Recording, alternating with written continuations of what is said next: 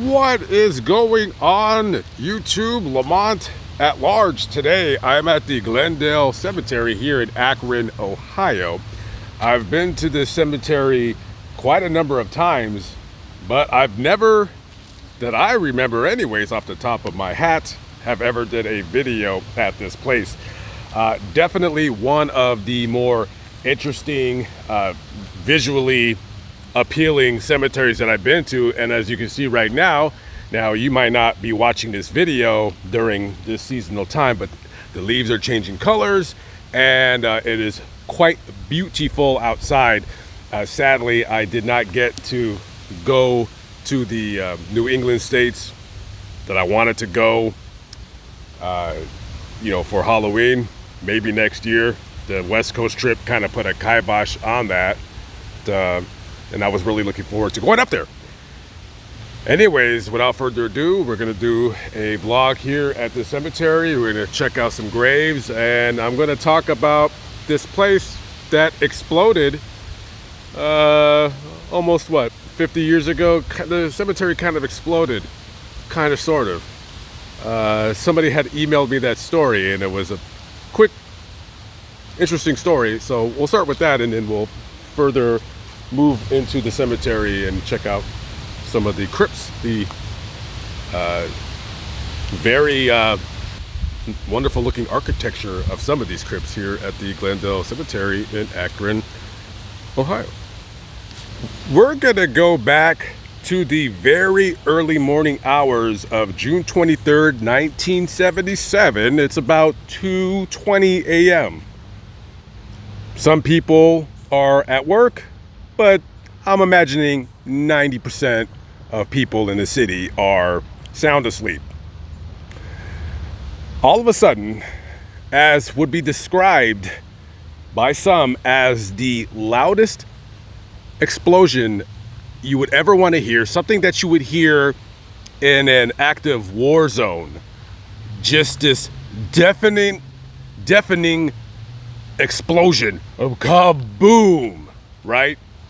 Kaboom. You could hear this explosion from miles around.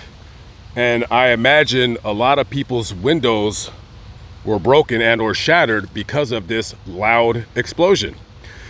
And that explosion happened right here at this very cemetery. As a matter of fact, we're going to be walking down on the road where the epicenter of this explosion was.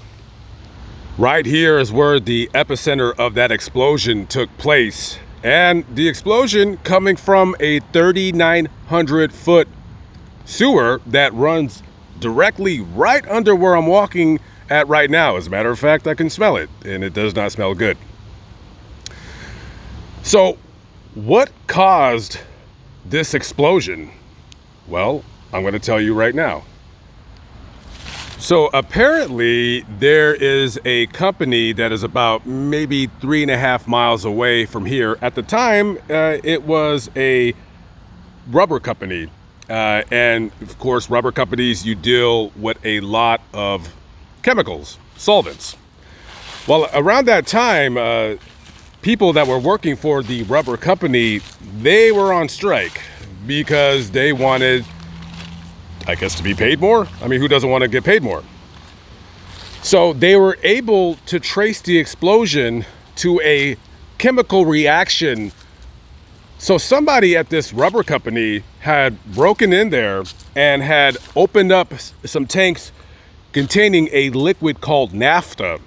Naphtha is a solvent that's used in the process of repairing tires, or possibly making tires. I believe it's repairing tires.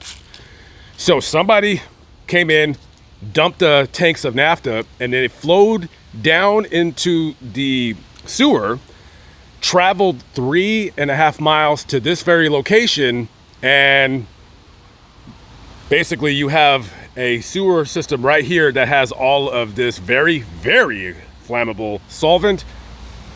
And they believe that a police officer who was idling by somewhere around here, maybe his catalytic converter sparked the explosion that took place. But that's pretty much how it happened. Now, of course, you have the investigation. Well, who did this? You got a bunch of striking union guys who maybe they're mad at the company. You know, they've been treated like dirt for a long time, so now they get a little bit of revenge. Now, eventually, an 18-year-old kid who had been fired from that job 2 weeks prior to the explosion, it was eventually found out that he was responsible for it. Now, he's arrested, tried, and convicted, and of course, he gets 2 years in prison. And I'm guessing the prisons were very, very, very overcrowded back then, because he ended up only doing 60 days of this prison sentence, and the rest of the time he was given what they call shock parole. Now, I'm not sure what this person is doing in my shot, but we're going to continue on with our story. As you can see in this picture right here, that explosion not only caused a 25-foot crater right by the front office, but it created this gushing stream right here where I'm standing at right now. And it took quite a while. I'm not exactly sure. I'm thinking maybe a year to repair it. It cost the city of Akron $12 million to repair this. And that was back in 1977 money, which today would be over $50 million. Quite an extraordinary story. I don't remember who emailed me that, but big shout out to you out there. Thank you for sending me that story. Pretty interesting. Thank God nobody died. That is the amazing thing about it, because if that sewer were in a neighborhood, I mean, you would have had 25, 30 people killed. So everybody made it out okay. Nobody was injured. And to that guy, to that 18-year-old kid back then, today you would be in your 60s. If you're watching this video, send me an email if you want to be interviewed. Lamont at large stories@gmail.com. Send me an email if you'd be interested. If you're still around, I hope you are. I'd love to talk to you about why you did that. It's guys like that that I want to interview on this channel. Just guys that, you know, maybe they did a bad thing. Maybe they did a terrible thing. Maybe they're in prison. Maybe they're, you know, not in prison, but they did something, and just kind of want to get into that part of talking to people about why they do the things that they do. Okay, segueing away from that, now we're going to walk around the cemetery. I don't have much time because they do close the gates, so I have about 2 hours or so here to check the grounds out. So you're gonna come with me, and we're gonna talk about some of the people that are buried here at the Glendale Cemetery. This here is the Stadelman Grant Mausoleum here. You're gonna see a lot of these really big mausoleums lining each side of the road as you enter the cemetery, going to the newer section right over here.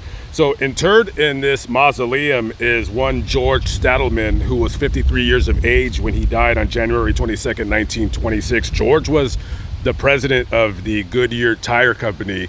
He was only president for 1 year before his untimely death at the age of 53. I'm not sure what happened to him, but he died pretty young. His son died fairly young too. His son Grant is also interred in this mausoleum. He was only 31 years of age when he died. For a living, he was a real estate agent, and he died of a cerebral embolism. Yeah, both father and son both died fairly young. I don't know if any of you out there oftentimes believe in coincidences. I do. So I'm getting ready to do my story, right, about the beginning of this video, where the sewer line exploded. I'm walking down that path right over there, and I pass a grave that's on the other side of this bush, and it's a picture on it of a young black gentleman. When I seen it, I said, man, I just seen this somewhere online, but I couldn't remember. I said, I've seen this before. I didn't see it in front of me, but I've seen it online before. So I took a picture of the monument, and I went to go do the first part of this video. And as I'm walking back around, I'm looking at this picture, and I look him up. And then all of a sudden it hit me. Of course I seen this, because my friend just sent me a link to a YouTube video of some guys visiting their friend at this cemetery from a couple of years back. And at that time, when she told me about this story, she said he was a YouTuber. Now, I watched about 3 or 4 minutes of the video, and then I got distracted with other work, because I'm doing 10,000 things at once. So I look him up, and he had a YouTube channel called Laoshu 55,000. And I click on one of his videos, and it immediately hit me. Of course I remember this guy. I would watch his videos on occasion. So Moses was what you would call a polyglot. It's someone or a city that's described that has either multiple languages, or somebody that has or knows multiple languages. So this is his grave right here. And so this guy, his YouTube channel has 1.24 million subscribers. You should go watch his channel. I'll put it in the link in the description box below. This guy was absolutely amazing. Basically, the premise of his channel is he's a black dude, and he'll go around and he'll see somebody that's Chinese, and he'll go up to them, and he's wearing a camera, some kind of camera on his head, probably a GoPro or something, and he starts speaking to them in their native language, and they're looking at him. They're like, whoa, whoa, whoa. You speak Chinese? And he'll have a conversation with them. He would go up to Japanese people, Chinese people. There's a video where he went up to somebody that was from Africa and started talking with them. This guy was absolutely incredible, and I was ultimately very saddened to hear that he died. I had absolutely no clue. What can you say about this guy? He was very, very, very well loved online. He was living in Phoenix at the time of his death. He died just about a week short of his 40th birthday, some form of a heart ailment. And he was like you got channels now that have copied him, but as far as I'm concerned, he was the original guy that did that. And you need to go watch at least 1 or 2 of his videos, because these people they're in amazement that this guy learned their language. And you can kind of see how in everyday life, you're not going to have somebody who's Japanese having a conversation with somebody, an American who doesn't speak Japanese, and they don't speak English. But because this man bridged that divide between cultures with language, it creates awesome content. So a big thank you to my friend Jasmine for sending that link, because I might have passed him by and didn't come by to pay my respects and show you this man's final resting place. And very, very sad. Didn't even get to be 40 years of age, and quite an amazing person to have a grasp and to want to work his brain that much to where he wanted to learn other languages. Absolutely incredible. Some people just have that mind. They have that mind. Some people don't. And it makes me regret not learning to speak Spanish. That's something that I don't know. Maybe I'll pick up a book, or I'll go to a website and because that's something that's always bothered me, is that I never learned Spanish. And I think it would help me in my YouTube channel if I learned a little bit of Spanish. So maybe after this video, maybe I'll go online and you know, something that I always wanted to do was go to a foreign country and just kind of learn its language. Rest in peace here to Moses, Lauchu 55,000. Go check out his channel. Just go at least watch one video. It's absolutely amazing. Rest in peace, brother. Family is desperate for answers. Thanks for joining us. I'm Chris Tanaka. And I'm Tiffany Tucker. A 20-year-old woman is shot to death in a parking lot a few weeks ago. Our Kelly Kennedy with the family's emotional plea. 20-year-old Atavia Robinson came here with her boyfriend for a date night. It's the Regal Cinema on Independence Avenue in Akron. But when her boyfriend got into a heated argument with someone on the phone, they left the movie early. That's when someone gunned them down right here in this parking lot. It's unexplainable. Can't eat, sleep. Don't really know what to do. Leah Russell and Gary Robinson are living every parent's worst nightmare. I never thought ever that I would see my daughter as broken as she is. It's something that you can't fix as a grandmother. They tell me their 20-year-old daughter, Atavia Robinson, was full of life and had big dreams. She wanted to open up her own business. Outgoing, beautiful smile, as you can see. Yeah, and I laughed her light up the room, you know, and just, she wasn't afraid about being herself. But her life was cut short during a date night with her boyfriend. She told me she was going to a picnic and then to the movies. She was super duper excited. Robinson died at the hospital, but her 22-year-old boyfriend survived. It's a horrible thing that her life was taken away at the age of 20, and she was unarmed and she was running away when she was killed. How does that happen? How does that happen in what we're supposed to think is a civilized society? It's not civilized anymore. And with all of the gun violence in Akron, the family feels like Robinson's story has slipped through the cracks. There's so much going on, not enough attention, and they're overwhelmed because of the crime. It needs to stop. Is there anyone you could think of who would ever want to hurt your daughter? No. This had nothing to do with my daughter. The movie theater doesn't have any surveillance cameras, and police say there were no witnesses. But the family feels like someone must have seen something. Turn him in. Tay deserves justice. She did not deserve this. It's not right for anybody to keep their mouth shut. Crime Stoppers is offering a $5,000 reward for any information that leads to an arrest. The family has also raised $15,000 on their own to drum up leads. If you have any information on this crime, you can contact Akron Police or Summit County Crime Stoppers. You can also text your tips to crimes. Reporting in Akron, Kelly Kennedy, 19 News.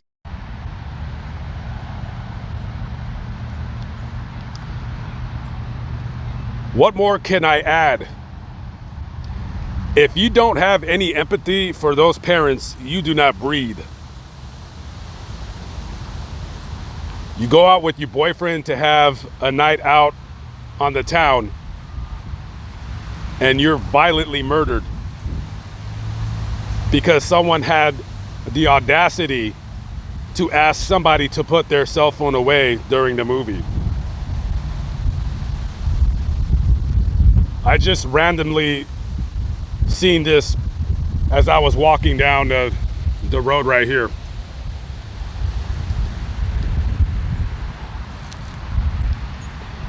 There's a sign right here, and there is a $20,000 reward, like the video said.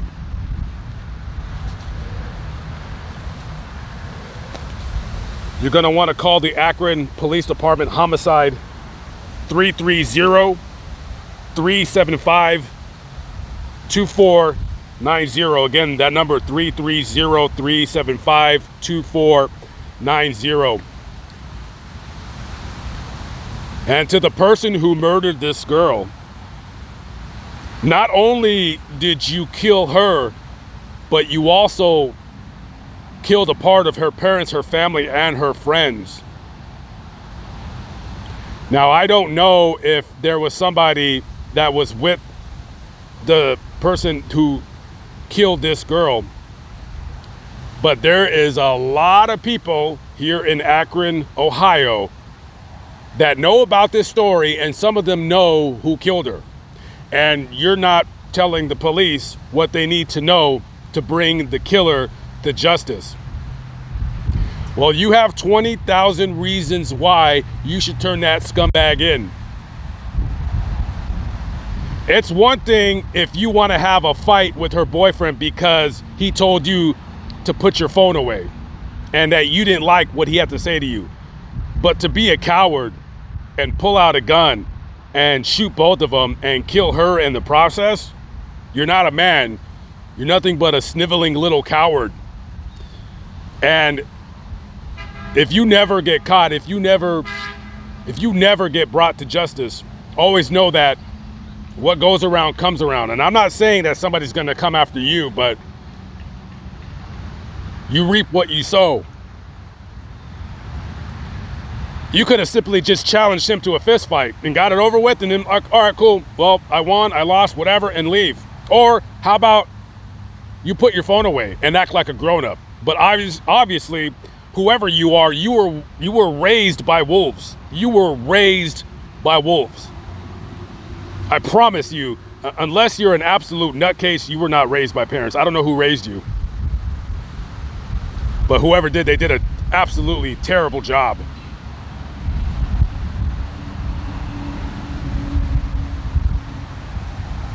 You guys know the phone number. Turn this bastard in. Turn this bastard in.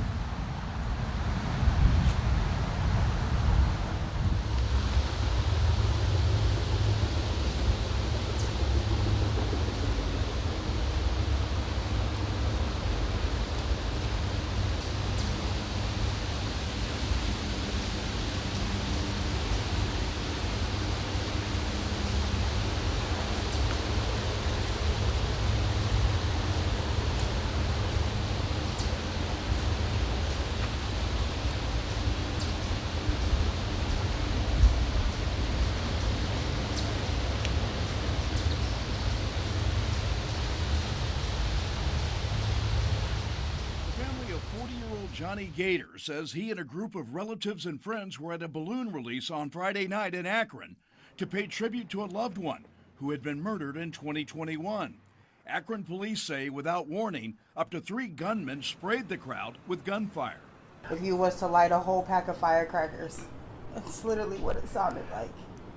Going through the whole pack, just out of anywhere.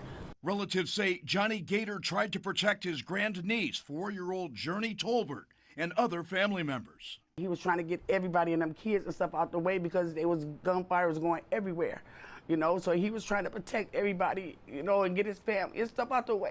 I was standing right next to him, and when it happened, he just looked towards me and he just said, "Run." And he was just backing all the kids up. Johnny Gator's wife called 911 after she witnessed Journey Tolbert being hit by one of the bullets. But she did not realize her husband had been hit as well. And a friend came up and said Johnny was shot, and I ran to him and just dropped and just held him. Johnny Gator and Journey Tolbert had both been killed in the hail of bullets. I can't even begin to express the pain that has caused our family taking this man from us. It was so senseless. It was selfish. I just can't even imagine what goes through their mind for you to just spray into a crowd of just babies. And the death of little Journey Tolbert is the latest in a series of tragic events that have left her family devastated. In addition to the family member killed last year, the 4-year-old's aunt, Jamisha Beasley, died in May when she was struck by a hit-and-run driver after being ejected from a car involved in an accident. Then Jamisha Beasley's fiancé, 25-year-old Jalen Walker, was shot to death by 8 Akron police officers on June 27th after leading police on a pursuit during which officers reported he fired a gun. Akron police are now trying to identify the gunman who took so much away from the families of Johnny Gator and Journey Tolbert. It appears they indiscriminately shot. I'm sure they were motivated by something or targeting someone in the group. But if you have 50 or 60 people in a crowd, I don't know how you could narrowly expect to accomplish the foolishness that you were aiming to accomplish. And the loved ones of the two victims have this message for the killers. These kids have got to put these guns down. They have got to put these guns down. Y'all taking people's lives. Y'all taking people away from their children, their grandchildren, their mothers, their wives, their sisters, their brothers. And it's not fair. It's just not fair.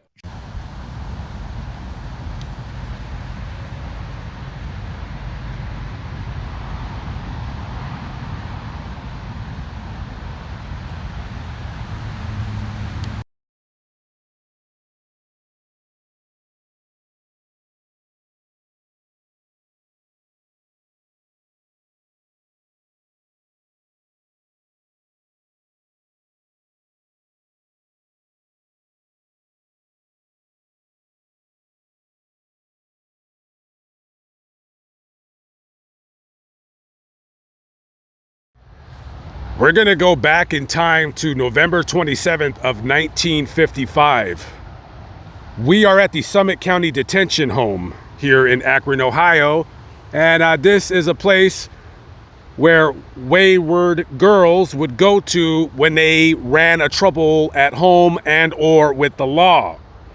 If you were 14, 15 years old and your parents couldn't control you, or maybe you got arrested, whatever the case might be, you would go to this place. It wasn't more so a jail than it was just a home for kids that lost their way, so to speak. One 59-year-old Eula Bonham was the matron of this place. I guess you can call it a house mom. And me reading up on a few articles about her, kids that had stayed there at the home genuinely liked her, and that she was a very nice woman, but she was stern and she was strict, because you got to understand, you're dealing with teenage girls who were not raised correctly, or they were not raised having become accustomed to listening to authority. You got a lot of kids, girls who would talk back to their parents, talk back to the school. So, you got to be stern. You got to be strict with these kids, because you want them to grow up to be well-adjusted adults, and you do your best. You're doing the job that the parents were either unable or unwilling to do. On that night, you had 5 girls in this place. 15-year-old Merle Kane, 15-year-old Margaret Nicholson, 17-year-old Ruth Belcher, 14-year-old Shirley Shingler, and 16-year-old Zelda DeCoste. These girls, for whatever reason or another, all found themselves at this detention home. And one of these girls obviously was probably the leader. Could have been the oldest one, I don't know. 14, 17, that's a very big gap. A 14-year-old is going to look at a 17-year-old girl like, oh, you're so cool. You're basically an adult. So they get this wild idea that they're going to break out of this place. And they're going to go on the run and smoke cigarettes and meet guys, or whatever the hell they're thinking. But there's a problem. And that problem is Eula Bonham. She's in the way. She has the keys that we would need to open these doors to get the hell out of here, because we're tired of being told what to do. So on the night of November 27th, 1955, their plan comes to start taking place. Now, there was a 6th girl in this harebrained scheme of theirs, but she chickened out, or maybe she realized that this was a stupid idea and she wants no part of it. Whatever the case might be, she bows out. So now you have these 5 numbskulls. So the plan is to get a rag, soak it in ammonia, because, you know, we watch all kinds of movies and all, you know, you just put a handkerchief or a rag over someone's mouth and then they breathe in the fumes and they, you know, they go to sleep. Huh? And then when they wake up, oh, what happened? I thought I just fell asleep on the floor here. Movies, movies, movies. So one of the girls gets a rag and puts some cleaner on it, ammonia. So one of them was gonna go up from behind, put the rag over Eula's mouth. She was gonna fall asleep, and they were gonna grab the keys, open the door, and have a gay old time or what have you. Well, things didn't quite work out the way they wanted, because the first part worked. Eula was overcome with fumes and she passed out and fell on the floor. The girls grabbed the keys, they open the door, and they make their way out. Woohoo, freedom, freedom, yay. They would only have freedom for 4 or 5 hours. They were quickly caught. They were brought back to the detention home, but there's a problem. See, when they stuffed that rag in her mouth, they more than likely blocked air from coming into her lungs.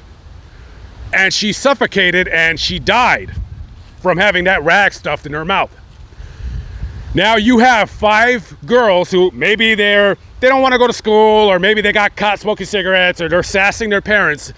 Now all of a sudden you go from being a juvenile delinquent, now you're a murderer. This woman wanted to do nothing more than to instill some kind of discipline in their lives, and they decided that they didn't want no part of it, so they took hers. Even though they didn't mean to do it, they still did it. So eventually, you got a problem. Is how do you charge these juveniles? Now, eventually, they were charged with manslaughter. And the 14-year-old, Shirley Shingler, she was the youngest to ever be arrested for murder. They never had anybody that young that was coming to court for a murder.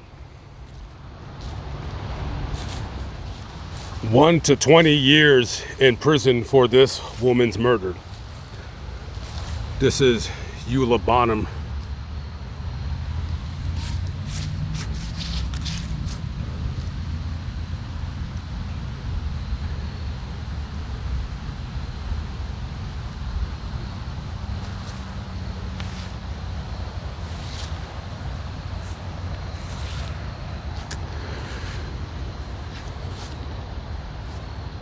So 3 of the youngest girls, Shirley Shingler, Merrill Kane, and Margaret Nicholson, they ended up doing about a year and a half in some kind of a school for young girls. A couple of reporters went to follow up on them the following year, and they were unable to visit with them, but they just did a quick story about the conditions at this place. And it said that it was almost like some kind of like a campus college environment. Well, the older 2, Ruth Belcher and Zelda DeCoste, they ended up being transferred to the Marysville Women's Reformatory. And they were up for parole the following year in 1958, And at first, they were both denied parole, and they said to come back in 2 years. So they were eventually paroled sometime in the spring of 1960. So those 5 girls that murdered this poor woman right here, the longest they did was 3 years. Well, 5 years if you count the time that they were already there, and then so about 4.5 years altogether for the 2 oldest ones. And then the other ones, the 3 youngest ones, about a year and a half. Rest in peace to Eula Bonham, who was only doing her job and probably just wanted nothing but the best for those girls, and they murdered her. Or manslaughter, whatever you want to call it.